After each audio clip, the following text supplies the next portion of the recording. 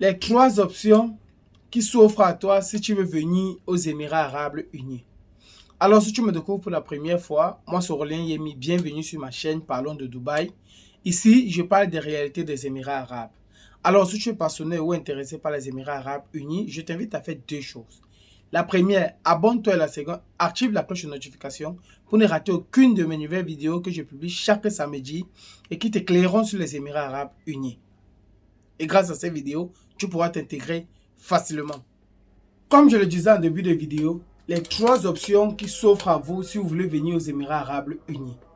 Je tiens à rappeler que quand j'ai dit trois options qui s'offrent à vous, je m'adresse plus ici à la communauté africaine et ceux qui n'ont pas assez d'argent. Puisqu'il y a une pléthore de manières avec laquelle vous pouvez venir aux Émirats Arabes Unis si vous êtes investisseur ou bien plein d'autres. Alors je m'adresse à la communauté africaine. C'est pourquoi j'ai tiré parmi ces plusieurs options, trois options qui s'offrent à toi ou qui s'offrent à nous qui voulons venir aux Émirats Arabes Unis, surtout nous chercher. Alors la première option qui s'offre à nous, lorsqu'on vient se chercher aux Émirats Arabes Unis, quand je dis la première option, je vais citer ça c'est pas en ordre quoi. Donc je vais juste citer ça comme ça. Mais comme il faut énumérer, c'est pourquoi je vais dire la première option c'est soit vous venez par direct employment. Direct employment qui indique un emploi direct. Alors, comment est-ce que l'emploi direct se passe? L'emploi direct, c'est pour ceux qui sont encore dans leur pays d'origine. Ceux qui sont encore dans leur pays d'origine et qui veulent venir directement avec un emploi. Alors, j'ai oublié de mentionner que dans chaque option, je vais donner les avantages et les inconvénients de chaque option. Et par la suite, vous aurez à choisir ce qui vous plaira, ayant déjà ses avantages et ses inconvénients. Or, pour revenir donc, comme je le disais, la première option, c'est le direct employment, venir avec un visa de travail. L'avantage ici avec le direct employment est que quand vous allez arriver ici, vous avez déjà un boulot, vous signez vos contrats à distance et ici, direct employment, il y a deux options qui s'offrent encore à vous. Soit parfois les entreprises payent votre billet d'avion, soit l'entreprise vous fait juste le visa emploi et vous devez payer le billet d'avion. L'avantage est que même si c'est vous qui devez payer le billet d'avion, vous n'allez payer le billet d'avion que aller simple, puisque vous êtes déjà pré-résident, si je vais dire ainsi. Vous n'aurez plus à payer le billet d'avion comme un touriste qui est obligé de payer aller-retour. Or, il y a d'autres entreprises qui vont vous faire le visa plus le billet d'avion et vous allez rembourser l'argent du billet d'avion lorsque vous serez déjà en entreprise. Donc, voilà un peu les avantages de ça. Maintenant, l'inconvénient avec le direct employment est que si vous avez postulé en ligne, par exemple, parce que vous pouvez aussi le postuler en ligne sur les sites tels que LinkedIn et bien d'autres sites, vous pouvez postuler en ligne et l'entreprise vous contacte et vous échangez avec l'entreprise et si vous entendez sur, le mot de paiement, les heures, les horaires, ainsi de suite, l'entreprise va vous envoyer votre contrat par mail et que vous allez signer, scanner et renvoyer à l'entreprise. Alors l'inconvénient avec ça, c'est quoi? C'est que si vous avez postulé par vous-même et que qu'arrivé ici, les conditions du travail ne vous plaisent pas, vous êtes obligé de rester 6 mois au minimum avec l'entreprise avant de cancel, comme on dit ici, la cancel ou rompre votre contrat. Vous êtes obligé de rester 6 mois parce que 6 mois, c'est la période de probation. La période où vous avez le droit, après ces 6 mois, de rompre votre contrat si les conditions ne vous plaisent pas ou l'employeur a le droit de rompre votre contrat si vous ne travaillez pas comme l'employeur veut. Alors ça, c'est un des inconvénients, c'est que si vous arrivez et que les conditions ne vous plaisent pas, vous êtes obligé de rester dans l'entreprise au minimum 6 mois avant de pouvoir rompre votre contrat. Donc, pour ceux qui veulent postuler à distance, rassurez-vous peut-être des conditions des entreprises et tout. Ou bien, si quelqu'un ici et qui vous propose ce direct employment, rassurez-vous qu'ils connaissent vraiment l'entreprise. Alors, la deuxième option qui s'offre à vous si vous voulez venir aux Émirats Arabes Unis pour travailler, vous venez avec un visa touriste. C'est-à-dire, vous faites votre visa touriste, soit de 1 mois que je déconseille, je liste juste les visas de touristes qu'il y a, visa 2 mois, visa 2 mois. Les visas de 3 mois sont déjà disponibles, mais ça bug un peu. Lorsque ça sera stable, je vais vous communiquer cela. Donc, vous prenez votre visa touriste de 2 mois, qui est un peu stable actuellement. Lorsque vous arrivez ici, vous cherchez le boulot avec. Maintenant, l'inconvénient de venir avec un visa touriste est que vous venez, vous n'avez pas de boulot. Vous venez, vous êtes obligé de chercher le boulot par vous-même. Et l'inconvénient majeur est que si après les 2 mois, vous n'avez pas de boulot et que vous voulez rester toujours en situation régulière aux Émirats Arabes Unis, vous êtes obligé de faire un visa change, c'est-à-dire renouveler votre visa. Or, renouveler le visa, ce n'est pas quelque chose d'aussi aisé puisque ça coûte un peu cher en ce moment aux Émirats Arabes Unis. Donc, vous êtes obligé de renouveler votre visa, vous êtes obligé de chercher le travail, peut-être par vous-même ou si quelqu'un d'autre vous aide. Mais maintenant aussi, ici aux Émirats, si quelqu'un d'autre vous aide, quelqu'un peut vous demander une commission, c'est-à-dire vous payez et puis il vous amène au boulot. Ou il peut tout simplement vous dire que bon, voilà un travail et puis vous partez, vous ne payez pas de commission.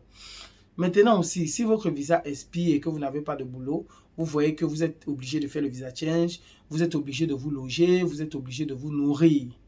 Alors, la meilleure option pour ceux qui viennent avec les visas touristes, ici aux Émirats, moi je dis toujours, c'est mieux d'avoir son argent de commission dans sa poche. Au cas où, si on vous demande, on vous dit, voilà un boulot, payez tel montant, vous rassurez juste que ça soit vrai, vous payez et ça sera rapide pour vous d'avoir le boulot et de sortir dans le tourisme. Parce que lorsque vous avez le boulot en tant que touriste, l'entreprise va vous faire la résidence. Alors, à ce niveau, il y a 2 types d'entreprises ou 3 types d'entreprises pour ceux qui viennent avec des visas touristes. Il y a les entreprises que elles vont vous prendre et elles vont vous dire qu'elles ne font pas la résidence. Donc, vous êtes obligé de, après chaque 2 mois, aller renouveler votre visa. Ici aussi, il y a des entreprises qui vont prendre ça à leurs frais. Il y a d'autres entreprises qui vont dire que vous faites moitié-moitié pour votre visa change. Il y a des entreprises qui vont dire non, c'est à votre responsabilité de faire votre visa change. Ceci maintenant, vous allez négocier votre salaire en fonction de ce qu'on vous propose. Alors, il y a, lorsque l'entreprise vous prend et qu'elle peut vous faire la résidence, il y a des entreprises, elle peut ne pas vous faire la résidence autant pour moi, et il y a des entreprises qu'elle vous prend, elle vous fait la résidence. C'est-à-dire, vous quittez sur le statut touriste et vous devenez résident de l'entreprise. Vous devenez résident des Émirats Arabes Unis, mais sous couvert ou sponsorisé par l'entreprise en question. Alors, la troisième option qui s'offre à vous si vous voulez venir aux Émirats Arabes Unis et que pour moi, qui est la meilleure option pour nous les Africains, mais qui coûte un peu cher. D'ailleurs, je vais citer ça dans les inconvénients. D'ailleurs, je ne trouve que c'est le seul inconvénient pour moi parce que le coût est un peu élevé au départ. Mais à la longue, vous sortez gagnant lorsque vous avez votre propre résidence. Comme je le disais, la troisième option, c'est de venir avec sa propre résidence. Ici, même ceux qui sont déjà ici, qui sont encore en visa touriste, peuvent toujours faire leur propre résidence. Si vous êtes encore à distance, c'est bien. Lorsque vous faites votre propre résidence, d'ailleurs, le premier document vous sera envoyé. Et en ce moment, vous payez le billet d'avion juste aller simple. Vous venez, vous finissez la procédure, vous allez au médical, vous allez au fingerprint. Et après ça, quelques jours, votre résidence sort. L'inconvénient majeur ici chez moi, pour moi, est que lorsque vous voulez venir avec vos résidences, elle coûte un peu cher. Mais sinon, il y a plusieurs avantages. Parmi ces avantages, je peux citer le fait que vous pouvez décider où vous voulez travailler. Vous pouvez négocier votre salaire puisque l'entreprise ne vous fait pas la résidence. Vous pouvez travailler avec une entreprise ce mois. Et le mois qui suit, vous trouvez une autre entreprise qui vous paye mieux que l'entreprise précédente. Et vous partez même sans dire au revoir puisque votre passeport et votre résidence est sur vous. Vous avez la libre circulation. Si vous avez une urgence dans votre pays ou ailleurs, que vous pouvez partir avec ou sans visa si vous avez le visa, vous pouvez vous déplacer sans demander l'autorisation de quelqu'un.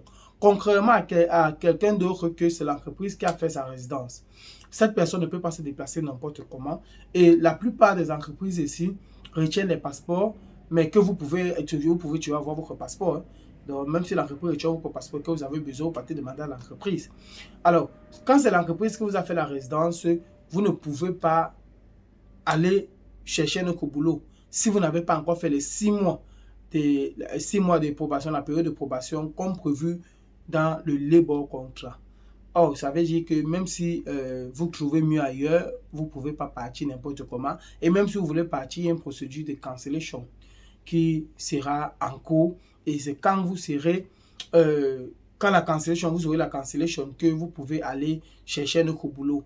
Parce que lorsqu'une entreprise vous a déjà fait la résidence ici aux Émirats Arabes Unis, une autre entreprise ne peut pas vous faire la résidence. Donc, vous êtes obligé de rompre votre contrat dans l'entreprise précédente pour que l'entreprise suivante puisse vous faire la résidence.